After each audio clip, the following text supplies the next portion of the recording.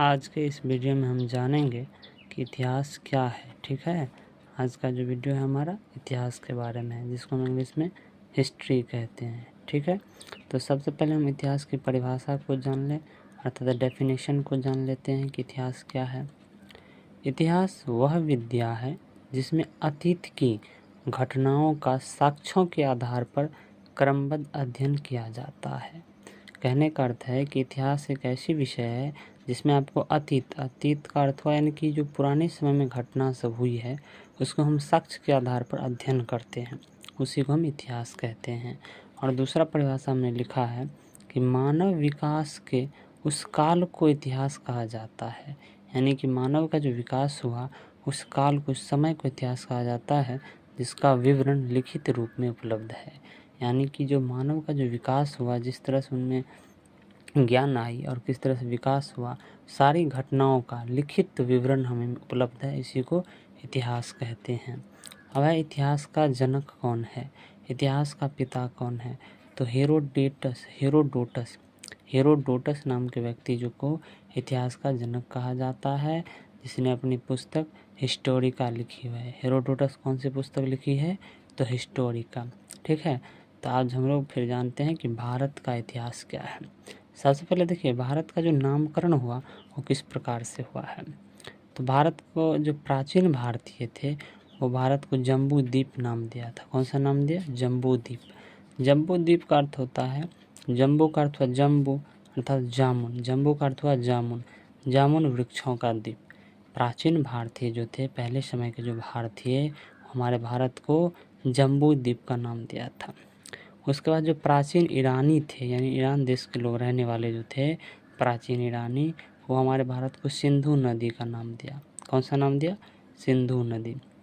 जो यूनानी थे, यूनान देश के रहने वाले यूनानी सब हमारे भारत को इंडिया कहते थे। ठीक है, और अरबों ने हिंद का नाम दिया। इसी इंडिया और हिंद के नाम पर हमारा भारत का नाम जो है इंडिया, अंग्रेजों ने इंडिया रखा, और हिंद, अरबों ने जो हिंद दिया उसी के नाम पर हिंदुस्तान पड़ा। ठीक है, देखिए हमने यहाँ पे नोट में भी लिखा दिए हैं कि हिंदुस्तान जो है फारसी शब्द हिंदू से बना हुआ है। हिंदुस्तान किस शब्द से बना हुआ है, तो हिंदू से बना हुआ है।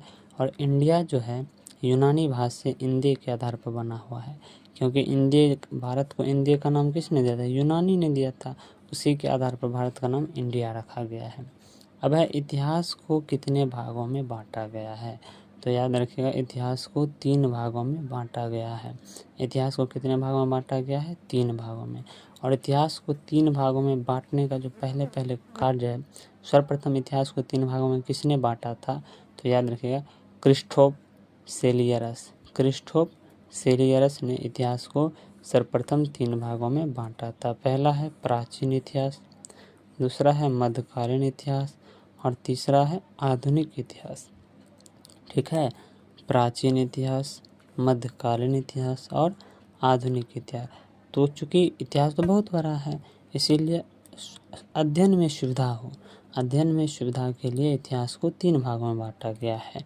तो हम बारी बारी से जानेंगे, प्राचीन इतिहास क्या है, उसमें क्या पढ़ने को मिलेगा, मध्यकालीन इतिहास क्या है, उसमें क्या समझने पढ़ने को मिलेगा। ठीक है, तो सबसे पहले हम प्राचीन भारतीय इतिहास को जानते हैं कि हमारे जो भारत का प्राचीन इतिहास है उसमें क्या जानना है हमको।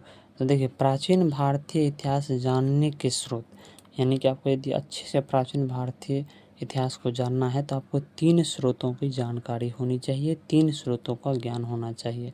सबसे पहला है पुरातात्विक स्रोत। पहला क्या है, पुरातात्विक स्रोत। दूसरा है साहित्य स्रोत, जिसमें आपको वेद, धर्म ग्रंथ सब के बारे में पढ़ना होगा। ठीक है, कि वेद कितने हैं, कौन सा सबसे पुराना धर्म ग्रंथ है, ये सब जानने को मिलेगा साहित्य स्रोत में। ठीक है, साहित्य स्रोत को ही कहीं कहीं ऐतिहासिक स्रोत दिया गया है नाम। और तीसरा है विदेशी यात्रियों के विवरण, अर्थात कौन सा विदेशी यात्री कब आया था,